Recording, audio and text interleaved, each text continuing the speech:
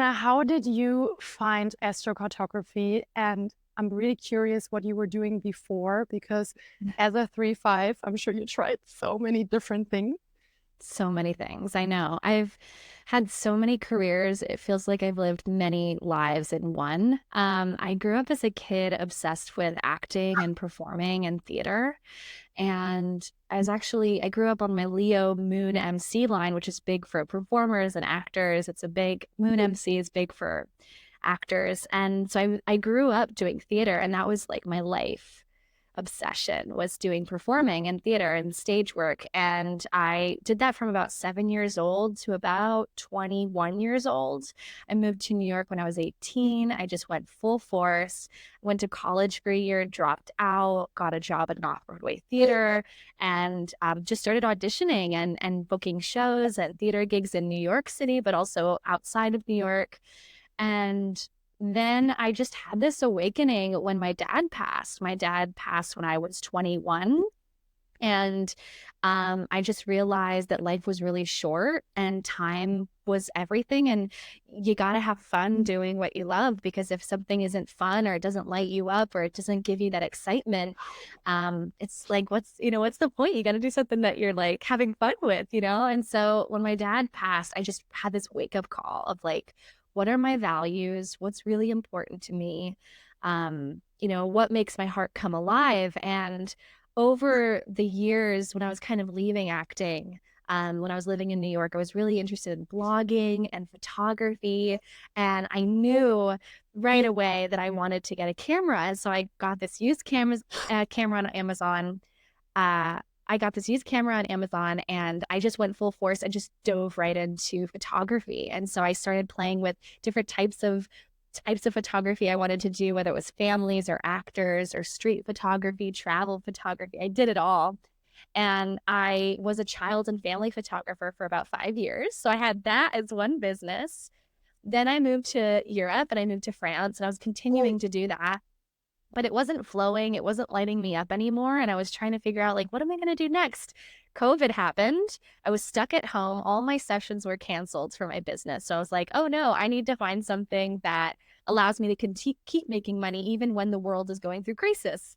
So I started doing YouTube because I was having fun as a hobby, just recording videos of my travels as I was traveling through Europe when my husband and I moved to Europe. And so that turned into just a place to share my thoughts and share my things that were interesting me at the moment on YouTube. That grew. And so I became a YouTuber for a few years, and that was like my income source. And then I was like, I'm not really feeling YouTube anymore. It's not really lighting me up and like focusing on making that my income and that making my whole business. I didn't like the idea of YouTube, being a YouTuber full time. And that led to sitting down on my yoga mat in meditation and just getting the wisdom in meditation of, you need to talk about astrocartography. Wow. And it just came out of nowhere. I had learned about astrocartography years prior, but I never talked about it. Like occasionally I would talk about it on Patreon or my blog or a YouTube video every now and then, but I would never like go all in with it. And I was told in meditation that you need to like go all in on this, and you need to make a blog post, and you need to make a video, and you need to post it this week. And it was so clear. It was so clear. And so I did it. And literally that one blog post, that one video just got picked up on Google search results. It became like the #1 blog post for astrocartography on Google. And that started my business. And that just kicked off like this amazing business that I've built over the last 2 years of doing client readings and now teaching courses on astrocartography. But it's just wild that Maurice. It's just wild though that all the little markers, all the little things that I did, the little curiosities, the little interests I had, they kept leading me to the next thing and the next thing and the next thing. And I think if I had thought about this years ago of, oh my gosh, I'm going to do this, I'm going to be a YouTuber, I'm going to be an astrocartographer, I'm going to do all these things, I don't know if I would have gotten started with that, because it just seems like a lot of work and it seems kind of chaotic and like you're pivoting a lot and there's a lot of change, but it's actually been the most joyful unfolding of exploration and experimentation and curiosity and following the excitements as they come up at random times, and just walking that path and going down that road, it's led to the most beautiful life. And it was just from following my excitements. This is so amazing that you're saying this, because the reason why I felt drawn to you, or we had aligned, is that you seem so aligned. And I know that you know a lot about astrology, obviously astrocartography, but in human design, we try to help people to find that enjoyment and that inner voice. And you naturally seem to find that yourself by just following the breadcrumbs of in human design, we call the intuition the authority, because it's the only authority in your life that can decide whether something is gonna fulfill you or not. Yeah. And I'll say, like, there have been times where I've tried to do what's expected of me, or I've taken action to make people happy, to make my YouTube followers happy, to do what my family wanted, my mom wanted, my partner's family wanted. And every time I didn't listen to my inner voice, or that inner excitement in my gut, and every time I ignored that and did what others wanted of me, I was miserable and stuck. And that feeling of being stuck and feeling like I don't know what to do, that's always happened when I've listened to other people's guidance instead of my own. And every time I've ignored or rebelled or been like, nope, not doing that, I'm listening to this, it's always led to the most incredible unfolding, the most beautiful manifestations, the most beautiful feeling of contentment, personal fulfillment, excitement for life. When I honor myself and my own gut and my own authority, that's when the magic starts appearing in my life. It's never when I'm trying to do what other people want from me. I love that so much, because you are a pure individual in human design. So every gift that you have is designed to empower someone else. And when you have a pure individual design, it means that you're often doing things different. You're often let's say, the alien in the room, because you're doing something new, something that has never been there before. And it takes a lot of trust in yourself that, hey, I'm going to go first here, but I have a feeling that it's going to go well. And in the beginning, people look at you and they think you're a freak. And then they see, actually, it's working out for her quite well. Maybe I want to try it as well. Yeah. Oh, yeah. I remember when I started talking about astrology and astrocartography online, and my followers that had been following for me years, they were all like, what? This is weird. And like, but they get into it at some point. They're still following me. They're still curious, because they're like, what is this astrocartography? Like, this is really exciting. And same with my husband's family. Like, they're all very traditional, go to college, get a degree, get a 9-to-5, have security, no risk. And I've always just never understood that perspective of life. And I've always rebelled against it, even when they didn't like that, or there were arguments or conflicts between me and them because they didn't like what I was doing. My husband has always been so supportive of me, though. Like, he's always loved that, like, making your own path in life, doing your own thing. He's always loved that about me. And so I'm glad I've had his support. But over the years, as I built this business, and I'm now supporting my husband financially, and I'm, building his retirement account, and I'm investing in our future, his parents are like, oh, wow, like, this different path actually worked. And it's something that I continuously experience in my life with many people all the time, is just like, people think I'm weird or different at first, but over the time they get curious. And it's not something I even think about. I don't think about whether people will like it or not. It's just doing what lights me up. Because when my dad passed, that was the awakening I had, was life is short. Your time is limited. You might as well do your own thing in life. And who cares what other people think, because your time is what matters. And that, like, awakening of big picture, oh, wow, like, time is really important and your life matters. What you do to bring happiness to your soul and your heart is so important. That's when, like, everything just really aligned for me. But I will say there's kind of like two things that I do that I think might be really helpful for other people with this, is journaling. Like, for me, I've always written in a diary since I was a little kid, and like throughout my teenage years, young adult life, I've always written to my intuition, like, dear God, dear inner voice, dear intuition, what would you have me know? How can I approach the situation? Why is this happening? What can I learn from this? I've always naturally had that mindset of like, this challenge is being presented. What can I learn from this? How can I get through this? And I think that building a relationship with your inner voice, whether it's through writing and building that long relationship of constantly going back to your gut and your inner voice and your intuition.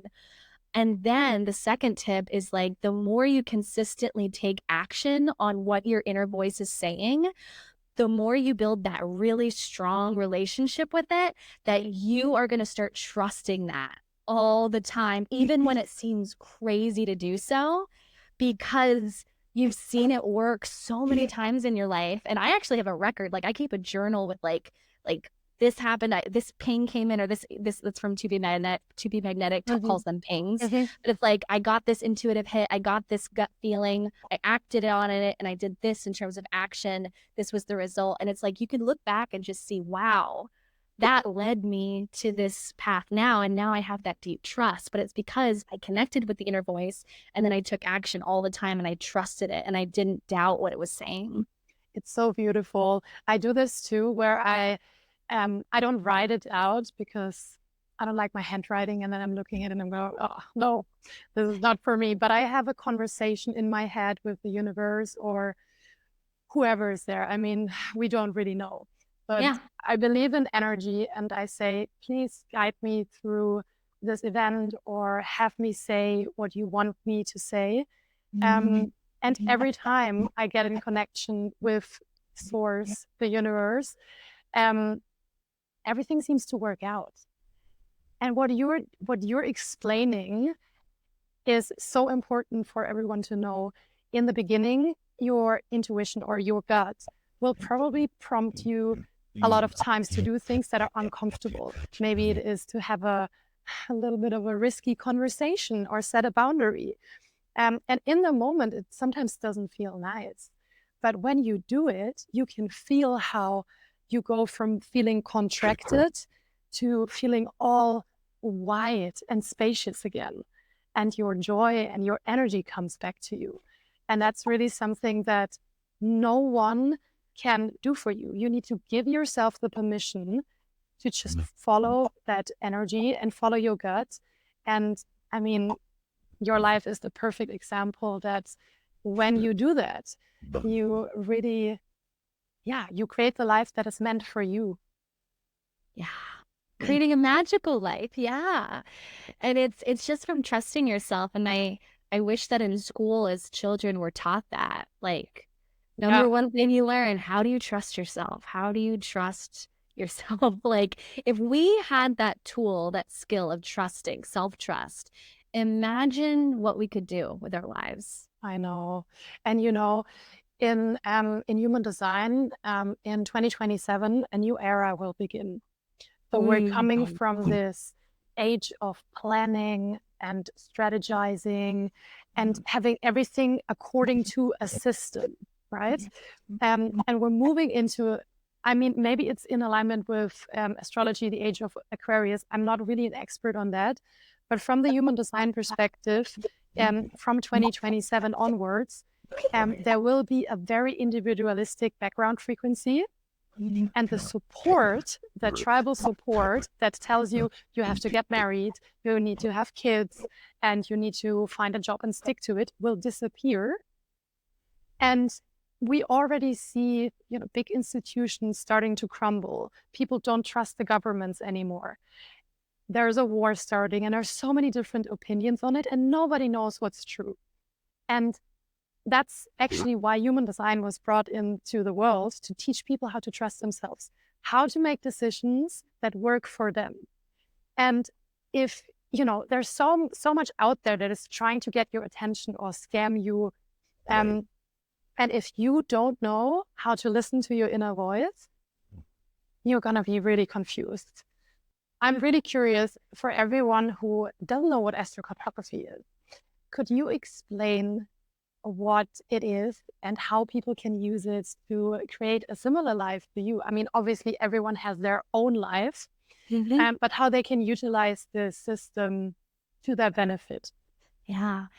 Astrocartography is the energy of place. So it's talking about where in the world you feel differently, energetically, how are different places energetically different for you, but also they show the parts of the world where you have stories activated. So I like to think of your birth chart as your natal promise, which is the idea of your birth chart is showing all the things that will happen to you at some point in life. A lot of us like to think that the birth chart is just showing our personality or who we are, but it's actually showing so much more, like what is your relationship to children, your parents, your friends, society as a whole, spirituality, your partner, what's your partner's story in life? There's so much we can glean from a birth chart, and it's just a matter of when the natal promise is activated through timing. So certain things are laid and baked into the chart, and when timing happens, it activates those lessons or themes or stories. It's the same with your map. So your astrocartography map, you have these parts of the world where you'll see all these lines crisscrossing in different areas of the world. And there can be these stories or these narratives that are happening in different parts of the globe, whether it's you going to those places or that area of life, that culture, people from that part of the world are coming into your life where you are at that point in time. So it's like we are one. When we travel and move to different areas, our consciousness is being explored through different facets. So we're able to see life in different filters, new ways. The color of our perception changes depending on where we are. But also, it shows us the narratives of what parts of the world, the country, do we have activations of career growth? Where are there important places where relationships come into our life or important people in our life? Where are they based? Where is home? Where is that feeling of nourishment and home and safety and comfort in terms of land and earth and family? Where are there parts of the world where we are exploring ourselves and who we are and our identity and what we came here to do as individuals rather than in relationships? So it's this idea of we can travel, but we can connect with different parts of the world to explore these aspects of consciousness within us and the stories and the themes of life as well.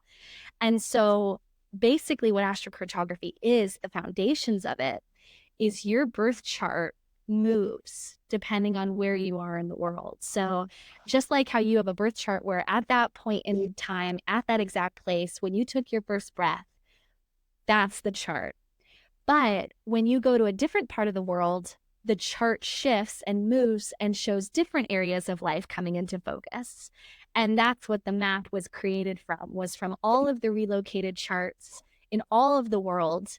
And in the 1970s, Jim Lewis created this software where he took all those charts and he put it on a map so that you could see, oh, that's where that planet was angular. That's where that energy is really strong here.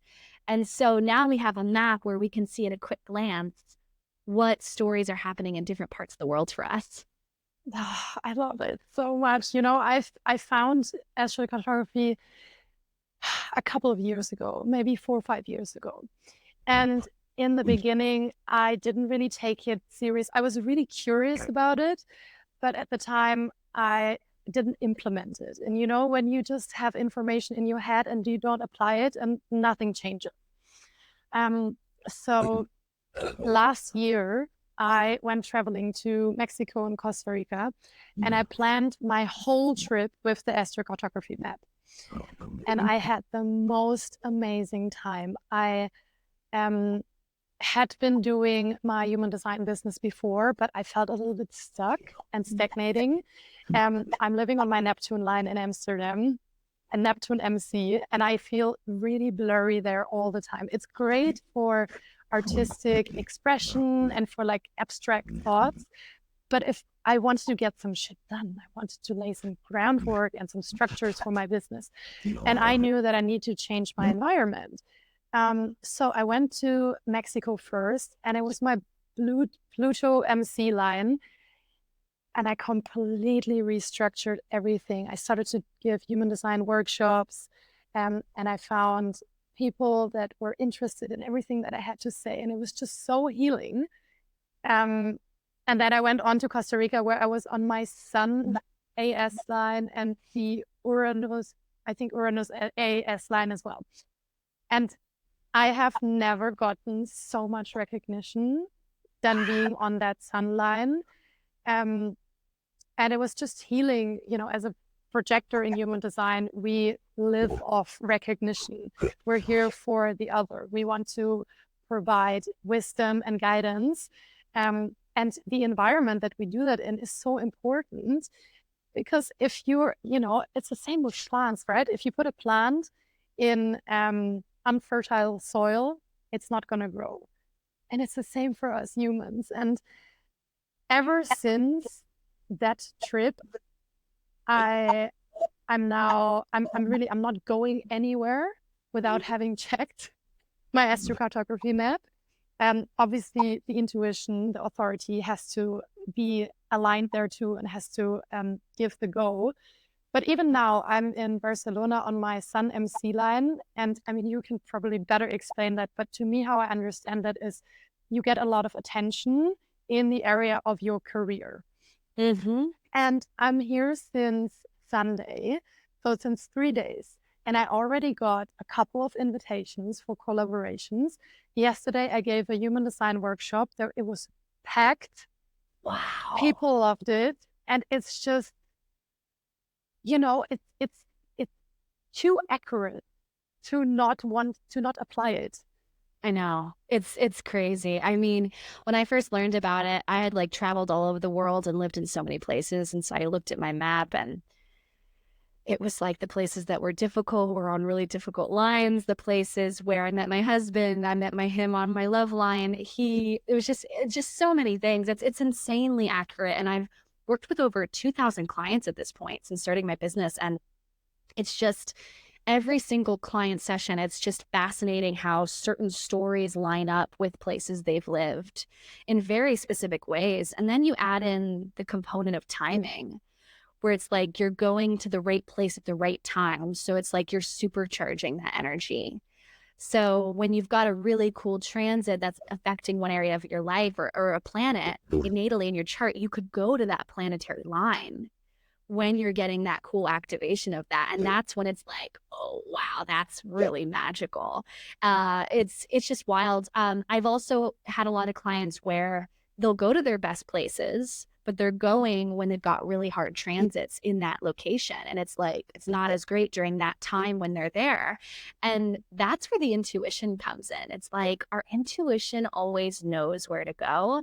And what I always do is if I don't get the 100% gut yet, yes, I do not go, regardless of timing, regardless what the map says, it doesn't matter. If the body, the gut does not feel like, oh yeah, that's it, you know? And so I always write down a list of like, what are the top 3, 5 places that are calling to me? If I just didn't look at a map and I didn't look at timing, I was just following my inner voice. And then from there, I'll pull up the astrocartography lines. I'll pull up the parens, which are the latitude lines that are going through specific cities, areas on a latitude. And then I'll also pull up the timing to see, okay, what's being activated in that place right now. And from there, I'll then break down the list into like top 2, maybe 3 places. And it's something I've been actually exploring with lately on my travels, because I'm on a year journey of like going to all my lines and timing it and then recording and documenting it for YouTube and my book and things like that. And it's amazing how like the places that I feel a little bit off on, the timing isn't right, or there's some difficulty happening there.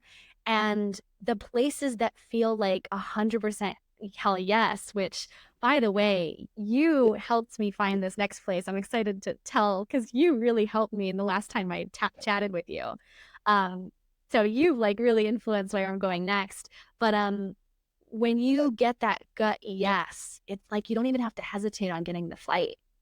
You don't even have to hesitate on when you're going to go. It's like, you just know, like, I got to be there. And so I'm actually heading to my Sun Ascendant line, the Sun AS line in Abu Dhabi and Dubai. I'm going to go live there for a month. And I've always felt called to that part of the world. I've always felt a connection to the UAE. Don't know why. Like, I don't know anything really culturally about the UAE, but I'm like always felt a draw. And my sun and my lunar nodes are there too. And I've just been sensing that I'm on the verge of like another soul up level. And you mentioned in our last meeting that your gene key like if you follow the planet that's connected to your gene key. When you said that, I was like, ooh, I'm so curious. And I was in the shower and I literally had the idea of UAE, go to the UAE. And I didn't know what was there. But I pulled up my map right after I got the epiphany, and I have my sun line. And you mentioned that the sun line, it was connected to my gene key 8, and that would be a really interesting place to check out. And so now I'm just like, oh my God, that's so weird. And also timing wise, my sun is being activated by Jupiter. So it's like a really nice time to go to a sun line at the moment. So do you see how it's like multiple things, like the in the inner voice, you like having like someone mention something, feeling good about it, looking at the timing, looking at the map. It's like when you see all of that, it's like, ooh, how can you not go to a line, you know? That's so exciting. And I love astrocartography, especially for generators and manifesting generators, because your gut works only in response. So you need something on the outside that your gut can respond to. And when you look at that map, you see all of the lines and you maybe scan over it, and your gut will feel drawn to a place, and to others it won't. Yeah. And that's a sign that, hey, your body is saying, I'm going to give you energy to go to this place. And I love that this is like typical 3-5, we get an information and immediately we want to try it out. We're like, no big research. We just let me figure it out. Yes, that's exactly. I don't know anything. My husband was like, you're going to have to like cover your hair and everything when you're there. I'm like, oh, really? I don't even know. I'll find out when I get there. Exactly. Very 3-5 experimenting. Yeah. We just go first and we don't care. And I think, sometimes it can be a downfall, but most of the time, I feel like when you think too much about it, you end up not doing it. And my experience of being on the sunlight. So just for everyone to know, the sun is the planet in human design, which gives you the biggest imprint. So around 70% of your personality is made up of that conscious sun gate. And for you, that is 8. And gene keys 8. And it's all around making a contribution, getting clear on what contribution you want to make to society and the world. So what I would say before you go, you probably know your gene key 8 in and out, but also look at the shadow expression. Because when you're on that line, not only the positive comes up, but also the negative side can come up. And how to navigate that is to use, again, your strategy and authority. So you wait until something is in front of you and then you respond. And that's how you can move again from the shadow side to the gift expression. Oh, cool. Thank you for that tip. I'm going to do some prep on the gene keys. I don't know too much about gene keys. I think gene key is like, it's the one like key in your human design that's really active. Is that what it is? Well, the gene keys is basically a deep dive of all the gates from the human design chart. For human design is the system that incorporates many different modalities and is very practical and doesn't only tell you about your gift. But the gene keys, it's actually derived from human design, but it goes so much more into depth and it tells the story of that specific gift and how you can move from the shadow expression to the highest expression, right? That the potential of that gift. So I really like it to contemplate and combine it with human design because it's quite, do you have the book, the Gene Keys book? It's written by Richard Rudd and it's really good. For me, however, I need to read it very slow and digest it because it's there to contemplate on it. Okay. It's called, what's the author? Gene Keys by Richard Rudd. Okay. I'll get it before my trip for sure. I love that. This is exactly the 3-5. Honestly. Oh yeah. I just try everything and see what sticks. And if it doesn't stick, you just move on. Like that's always been my way to live in life. Just throw the paint on the canvas And if it sticks, great, you got a work of art. You can teach people how you made the work of art. But if it doesn't, that's okay. You can try something new. And it's so funny when I talk to fellow 3/5s and I like describe what it's like to be a 3/5, people don't like to hear it. They don't want to hear that you have to make lots of mistakes and you fall on your face a lot and you have to get up and like regroup and shift things, and then you teach others what you've learned through trial and error. People don't want to hear that because they don't want to make mistakes, or they want everything to be easy. But it's, I don't know if you feel this way, but I love it. I love the making mistakes and then finding new routes to go down and then teaching people from those mistakes. I love that like way of living. I love it too. I grew to love it because I was really, like, when I was younger, I was really insecure about my gifts, because in school there's no trial and error. There's a test and you have to get it right. And if you don't get it right, then you get a bad grade. And I'm like, oh my God, how am I going to survive in this world? But now I just take the failing as part of the process. So for example, yesterday, it's such a typical 3/5 story. I went to the workshop that I gave, and I left the house very early, like earlier than I usually would, to take the bus to go there. And all of a sudden, the bus stopped, and I realized, oh my God, I took the bus in the wrong direction. And at the time, I had, I think, 40 more minutes until my own workshop started. And I was 40 minutes or so away. I was like, okay, fuck, what do I do? What do I do? But I found a taxi, luckily, and I made it, and I arrived 5 minutes late. But just like this, being comfortable with the imperfection, it was so hard for me to learn that, especially because the 5 on the outside, we get projected on so much. Oh my God, can we talk about that for a second? Because that's been coming up for me a lot this week, is like the frustration of like, why is this my life? Why is it that my whole life people always project their own stuff onto me, and I have to like separate myself from that and be like, that's not to do with me, that's to do with them. And it's like, even if I'm just living my life, being happy, doing my own thing, not bothering anyone, it's like everyone puts their own stuff on me. Does that happen? Is that a part of being a 5? Yes. So the 3 on the inside is how your personality works, how your mind works. There is a description of the gates that, like the gifts that activate this 3-line personality. And then on the outside is the body. So the body, your body is a 5. It's a projection field. And what I have noticed is that people either, like, especially when it comes to like dating, men project on my body. And they're like, oh my God, you're so good looking, and da-da. And I'm like, I have so much depth. I have a really big personality and a great mind. Why do you reduce me on the body? Or even my parents, they would always comment on how I looked, how much weight I gained, or how much weight I lost. And there was so much, projection on the body that 3/5s, and I mean, everyone who has a 5 in their profile, they like to just hide and not be in the projection field of others, because what happens is that in the beginning, the projection is supposed to be positive. And the reason why that is positive is because we are here to bring a practical solution. And in order for the others to be open to that solution, they need to think we're the shit, basically, right? So then we drop the solution, and then actually as a 3/5, you should leave the crime scene. Yeah, just run.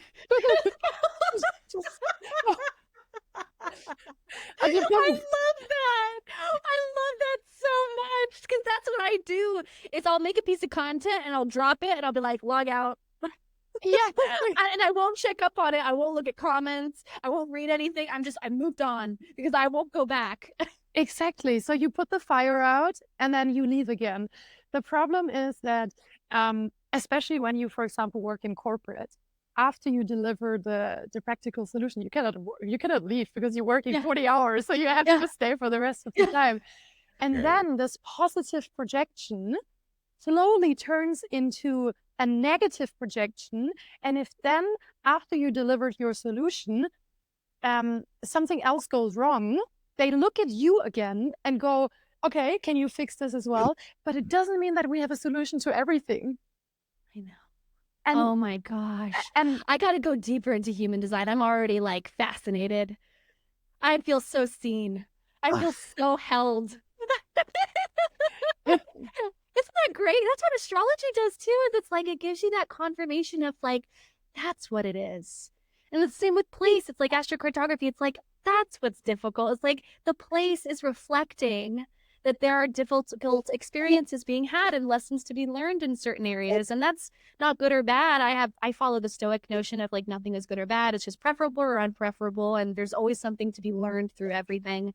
But it's that sense of like with astrology, with human design, with place, it's like it gives you that confirmation logically of like, that's what it is.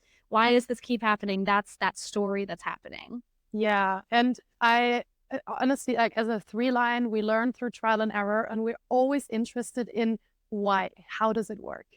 How can I use it? How can I apply it? And you teaching astrocartography, it makes so much sense because, I mean, first of all, your purpose is to make a contribution and to empower others to just create their own life path. And then your motivation in human design is called need, which means you are giving people what they need in order to turn their life around. And it's this energy of, I give you resources, I give you information, and I inspire you. Here are the tools. Now go run with them and do it yourself. Because as a 3-5, we don't like hand holding. Like, no. Oh, no. Anytime I sense thirsty energy, I'm like running this way, totally. Yeah, it's like empowering other people to do it themselves and like, you've got this, trust yourself, giving you the tools, go, Exactly. I love it. Wow. So I'm really curious, how did you, because as well as a 3-5, you, even when you learn something that is like meant for you, you in the beginning make mistakes and you bump into things that don't work. What were the things that you bumped into with astrocartography at the beginning that you now would say, I would do it completely different? Because people, the 3-5, we go the hard lane. We find everything that doesn't work. And then at the end, we can tell people, oh, don't go down that road because it's a waste of your time. So I would love to know what your insights are. Oh, yeah. So the first one is I didn't use parents when I first started astrocartography because I learned, and the way that we all learn, which is you're on Instagram, you're scrolling, you see someone pull up a pretty map and they say, go to your Venus line. And so, oh, you think I'm going to go to my Venus line? It's going to be great. But I didn't know at first, and that's where I went deep into the research and took lots of classes and had a mentor and read a lot of books and did my own study where I learned about parents. And parents are obvious because you can't see them unless you're using a professional software like SolarFire. But parents are the latitude crossing. So they're the lines that are going at a latitude through certain cities. So it's like the north of France will be very different from the middle of France, and the middle of France will be very different from the south of France. It all depends on what latitude you're at. And so when I first started, I just thought, oh, if you go to a Jupiter line or if you go to a sun line, that's the story. But it actually depends on what latitude you're on. And so the parents were created by 2 astrocartography lines. When they cross somewhere on the map, they will create a latitude line, a latitude crossing. And that line will go around the world. And there's a mileage of 75 miles max. So you could be 20 miles off of it and you're still getting the effects of it. It just diminishes as you get further away from it.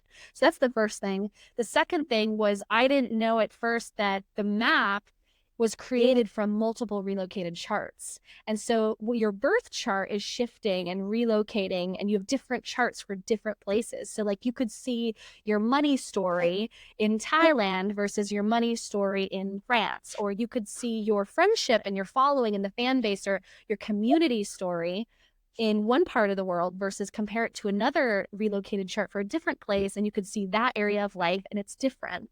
So it's showing you the detail of what's happening in a chart. So that's the other thing. And a lot of astrocartographers that are just, they're influencers or social media people, and then they just make a course on it. They don't teach about like how to read a chart or like the parents. And so those are things I didn't know at first until I did my own research. And then the other thing was local space. And local space are the specific lines that go through. They you could find it. You could basically use local space in your own place of where you're living, and you could see where those lines are going through in your town or city. So you could find the coffee shop that's really nice to go to, or what streets would be really nice to take meetings in for co-working spaces to get some work done. What would be a good writing spot? What would be a good place to, you know, go on a trip together in my relationship? Like, there's so many different little details of astrocartography that aren't obvious when you're first pulling up your map. And I had to learn that through experimentation and learning and trial and error and asking someone, why was it so difficult for them on their beautifully placed Venus line, and not realizing, oh my God, there's a pair in there that's really difficult, you know? So all this to say, I learned that a long time ago. And now I'm on a mission because I've learned that. And because I've then worked with so many clients and have seen it over and over again play out, I'm now on a mission to dismantle the simplification of astrocartography and teaching people how to be excellent astrocartographers so they don't make the same mistakes that I made and that a lot of people make when they're first learning this. And that's what I love about you, because as a 3-5, again, we're here to call the bullshit. Yeah. Really. And it's really hard because we know, oh, people put us on this pedestal. I'm sorry, but I have to go down the pedestal and I have to tell you how it really is. Exactly. I tried it out and it doesn't work. And it's the same for human design, actually. There's so much fluff out there put into like nice little posts, but it is so specific and so individual. Like this is actually what astrocartography and also human design is about, that no one can tell you from an Instagram post how it will work for you, because there's so many intricacies that change depending on your chart. And I think you are like the leading astrocartography educator, because it doesn't sound like you just want to, share it. You want to share it profoundly and correctly. Yes, exactly. And also, just because I've seen so many clients who they lived on their Venus line and their Venus line was so hard for them, always, even when they left and came back, it's always been hard for them. And it's like, because I've seen what works and what doesn't, it's like, I just want to make it easier for people. I want everyone to be in places where things are flowing more and things are more supported for them. And when I see people who don't know astrology, there's a lot of astrocartographers that don't know astrology or don't know how to read charts. When I see that online, I get so frustrated, because it's like, you could be sending someone to an area that's not safe or not helpful or not great for them. And it's like, I take it really seriously. I take astrocartography really seriously, because where you live, it really affects your life. And I think another thing that I am really called to and compelled to talk about is the idea of you can manifest anything. And I think for me, I grew up believing in law of attraction. My mom got me into The Secret when I was 10 years old. I've always believed in what you believe becomes your reality. And to an extent, it's true. What you think does influence what you do. And then when you take those actions, that can influence your world. Absolutely. But a lot of people in this Neptune and Pisces time are kind of talking about that you can control everything. You can manifest love in a day. You can manifest texts in a day. You can manifest money in a month. And it's just not a belief I hold anymore, because I've realized, being an astrologer, that it doesn't matter how much you believe something, your life is timed beautifully. And that gives you so much release and the ability to surrender and let go of control, so that you're not micromanaging or obsessing over everything that you think. You can just trust that you're going to be where you're meant to be. And there will be hard times. There will be challenging times. There will be good times, but it's what you make of it. And you can put yourself in better places in the world so that you're having a better quality of life. Your consciousness, the way you see life, is in a helpful way. but you're still going to go through hard transits. You're still going to have hard times. And I think a lot of people don't like to hear that. They just want everything to be amazing. And there was this quote I read, God, I think it was like this morning or yesterday, where it was like, there is difficulty in life.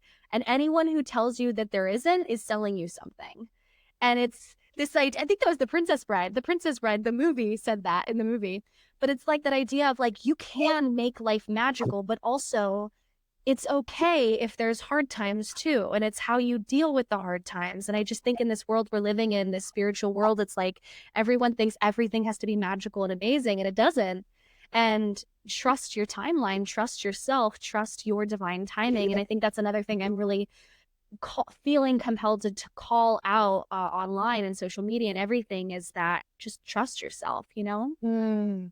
It's so aligned with what we're doing at Aligned, because I have also taken the To Be Magnetic course, and it's amazing for subconscious reprogramming and peeling back layers of conditioning.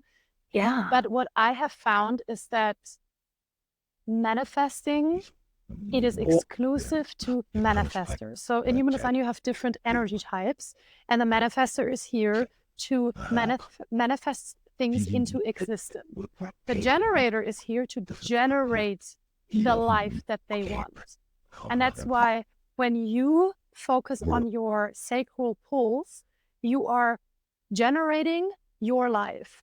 But it doesn't mean that just because you are following that gut, that all of a sudden you're going to get super rich or you're going to meet the love of your life tomorrow. It's actually very vain of us to think that we can control with our mind the path of our life. It doesn't work like that. Our soul came here with a mission, and the path is already created, and the intuition is basically trying to show you the fastest route to create the life that is meant for you. Whether your mind likes that or not, no, it's completely irrelevant. I know. And it's our ego just wants to control everything. But what did our soul come here to do? What did our soul want to experience? What did our soul come here to experience and meet in people?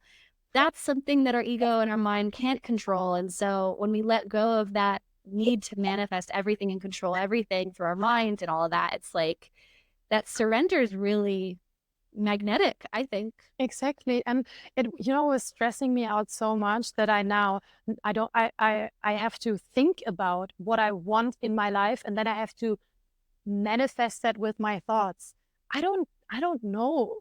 Yeah. I mean, I could want a convertible car, but I could also want to ride on a horse. Like, I don't know. I have to try it out to know if it's something for me. Yes, or maybe something would make you even happier and you can't even comprehend that yet. You don't even know what that reality looks like. Like, I never thought I would move to France. That's never been something I've ever wanted to do, but it happened and it flowed easily. And then we came out to France and I felt home for the first time, which is I'm on my Venus home line here. And it's the most beautiful energy in the Alsatian region of France. But I never would have known that if I manifested it or like tried to control it. I had to be led here. And that's when I discovered it, Exactly. And I'm so happy that you're bringing this up, because this is really an important mission that also we at Aligned have, is that you need to get out of your head, out of your ego, and trust that the body is driving you through life. Sometimes it stops, but your mind is the passenger. The mind is looking out of the car ride and just checking, okay, here it's sunny and here it's raining. But it doesn't matter, because the journey continues. And if you are constantly jumping into the wheel and distracting the driver, which is your body, and saying, oh, you need to turn left here, while you don't even have the map and you don't even know where you're going, you're going to have this confusion of your mind and your body, and then you constantly feel tense. And the moment that I stopped chasing and I stopped manifesting in my head and actually listen to the little pings, turn right here, talk to this person, stop this course, my life really changed, and there's no judgment anymore to, oh, I have to make X amount of money. Because even if you have a lot of money, if you're stressed about losing the money, then it's also not enjoyable. Yeah, exactly. Exactly. And it's like, oh, every day matters. And it's how you approach every day and how you decide to reflect on it and how you pivot and course correct. And I just think it's so much fun to live this way and experiment and play and just see what works. And I love it's so great to connect with a fellow 3-5. It's so refreshing. I love it. And I think what you like, all of the things that, you know, when someone is telling a story, I go through their chart and I assess, oh, wow, they're so aligned because they are being the person that they came here to be. Like when you're saying, hey, I don't have anything to prove, and you write this, what is it, the Stoic method, like nothing is good, nothing is bad. Hmm. This is like the deconditioned ego. You and Oh, yeah. we have an open ego, which means we're not here to prove our worth. We do things that we like to do. Whether someone likes it or not, it doesn't matter. Yeah. And when the Yeah. ego is not deconditioned, it feels like, ooh, I have to do more. I have to commit. I have to be really, like, I have to have a lot of willpower.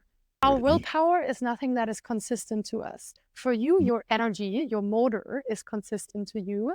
And for me, my capacity to recognize and guide us. You know, everyone always wants to be successful, but everyone has their own signature in life, which they know that, which they use to know, oh, I think I'm on the right track here. And for you, your signature is satisfaction. And So when I feel satisfied and like fulfilled and content. yes, and success can be a byproduct of that satisfaction. I'm not saying that you just have to be satisfied and live in a, you know, in a crappy house. That's not what it means.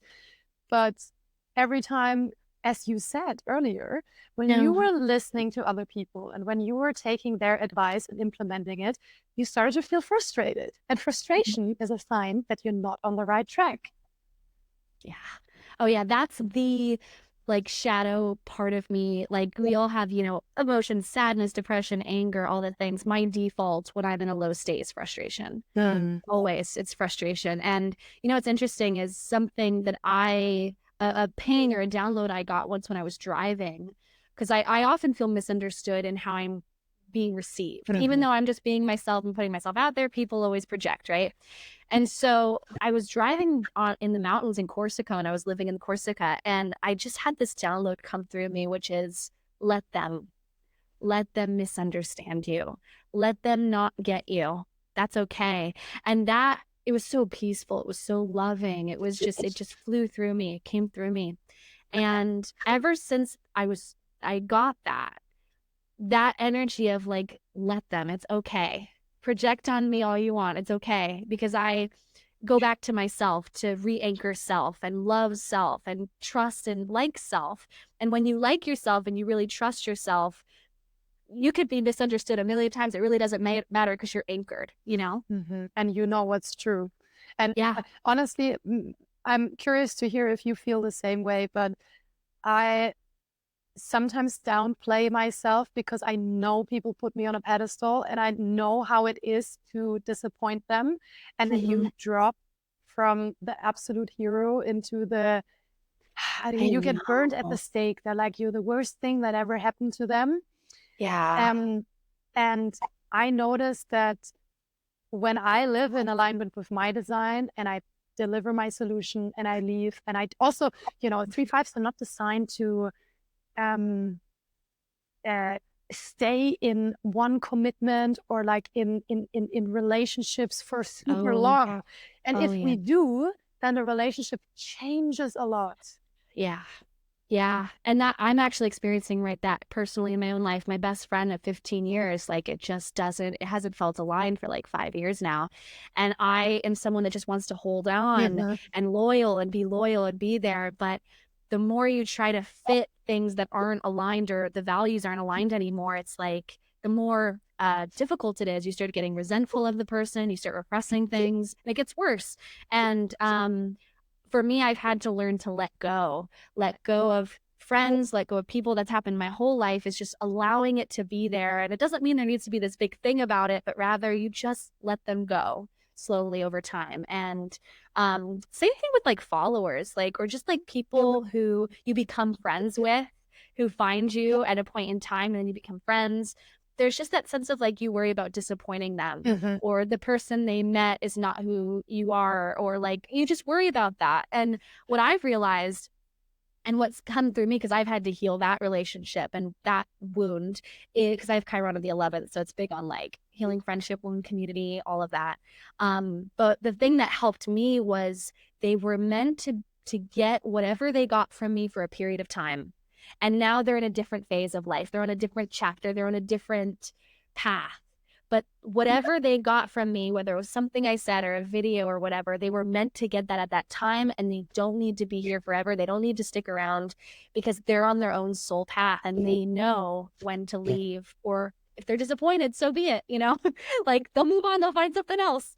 But I've also had to like heal that relationship to like disappointing people when you've changed. Yeah. And like when you don't do the same thing anymore, you don't talk about the same thing, you don't make content, or you're just different, you know, you believe different things at a new phase of life, and that's okay to disappoint people. And that's just, yeah, that piece has come from the allowance of letting them allow them. That's what their soul needs. Yeah. And also allowing yourself to let go, because it's also an identity that I used to attach to myself, because I didn't know, you know, when we were younger, there was one form of relationship. You stay together, you get married, and then you have kids, or you keep your friends from school. And that just never worked for me, because I have like very intense friendships for a period of my life. And unless the other person develops as well and learns and grows, I noticed that there's a point where I am completely a different person. Like, I start the month as one person, and I study and I learn and I implement and trial and error with so many things, that at the end of the month, I have a different consciousness. And what I realized is that my friendships, or the people that I'm friends with, they need to have the same thirst of personal development or of growth. Oh yeah. Otherwise I get bored. I know. It's so true. And isn't there that scientific thing that says like our body's literally different every 7 years? Like we're constantly growing, you know? Yeah, and it's hard because especially if you just, you know, love loyalty, you love familiarity and comfort, it's really hard. Yeah. Totally. Yeah. Exactly. It's sometimes not hard and not easy to be yourself, but along the line, you will notice that the more you are dishonest to yourself, then others don't like you, and then you don't like yourself either, and then no one is happy. Yeah. So yeah. Oh, I love how deep we're going with this. Oh, I just love this so much. This is great, because I'm a Scorpio rising. I just love going deep and I love emotional. Scorpios. Yeah. Because especially as a projector, you know, I always like to go very deep. I hate small talk. I can't do it. And I love when people are like unafraid to look at the shadow sides of themselves and like.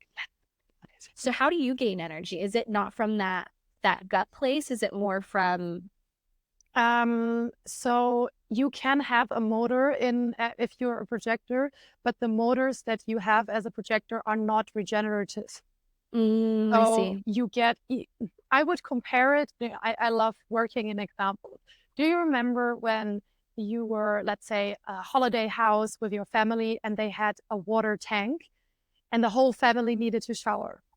And you were the last person to shower, and all of a sudden the warm water turns into a Wim Hof experience. And this is how the projector energy tank works. You never know when the energy runs out. Wow. And that's why we get to structure our life not based on what we're doing, because I don't know, like I can work 2 hours a day and then I'm completely exhausted for the day. And I also don't know when the water tank or the energy tank will fill up again. So the way that we use our energy is by guiding other people and by seeing and observing, and then we help them to come into alignment. But what I do to regenerate my energy is I do a lot of yoga nidra. You know that? It's like a non-sleep deep rest meditation. You put it on and you go straight into this deep, I don't know what cycle of the sleep it is, but you go into the REM state. Yeah. So Yeah. in 15 minutes, you have like a better nap than if you had napped for 2 hours. Wow. Wow. Yeah, I notice I have a lot of projector friends in my life. A lot of people in my life are projectors, and they need to sleep a lot. Like they need to meditate, they need to be alone. And they look at me doing all the things I do in a day, and they are exhausted just looking at me. And I have to tell them, do not compare yourself to me. Don't do it. Because I'll do 10, 12 different things in a day, and, you know, I'm still wide awake. So don't compare. I have to tell my projector friends that a lot. Yeah, it's so important, you know, that you're so reflected and aware of yourself. But I used to work in corporate and I had a lot of colleagues that had the same energy as you. And obviously, you know, the corporate world or the work world is made up for generate. Yeah. Oh, it is. Totally. And me as a projector, I stand next to them and go, I have a lot of wisdom and I can guide you. But you want me to work 8 hours a day?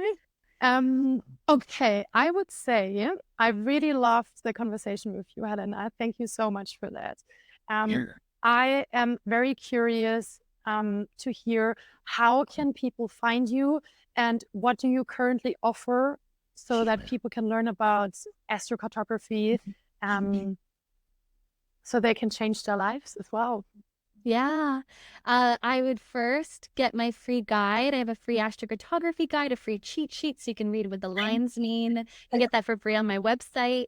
I have tons of free videos on YouTube, blog posts. I have so much free content I put online. And if you wanted to go deeper, I have a course, relocation astrology course. It's dozens of hours long. It was really in depth. Even if you're a beginner to astrology, I break down how to read a birth chart, all of it.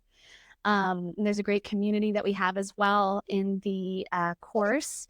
And to first get acquainted with your astrocartography, I would pull up astro.com, your free map on astro.com, and see what's in your area. What are the places you've been drawn to, starting from there. And then if you wanted to go deeper on latitudes and all of that, you can book a reading with me or learn it yourself in my courses. But there's so much to astrocartography, and it really depends on your birth chart and the placements of your planets and where they're at. You know, for instance, if you have a really difficult Venus in your chart, going to a Venus line won't be as supportive as, say, like that general information that's on astro.com. So that's why it's important to go deeper into your personal Venus and what your Venus says about your life. And yeah, I try to post every day if I can, when I have my gut response is excited to talk about something or inspired to share something. And so you can follow me at Ms. Helena Woods or my website, helenawoods.com. Thank you so much, Helena, for that. I think you're a true inspiration and you're so embodied already in your essence and in your energy. And everything that you embody is what we're teaching at Alliance to help people to get to the state that you are. Wow. So... Oh, thank you. That means a lot. The only thing I could say is, like, if you don't love journaling, like going deep into your subconscious, you can learn a lot about your soul and what your soul came here to do by going deep into meditation in your subconscious. That's where I've gained the most invaluable insights about what to do, what actions to take, who I am, is connecting with my soul on a subconscious level in meditation. So I don't know if that will help anyone. I agree. I totally agree. Thank you so much. And we'll stay in touch on Instagram. And you guys, you have to follow her because she has so many videos, even also on YouTube. She's very generous with the information she gives. And her energy alone is just very contagious.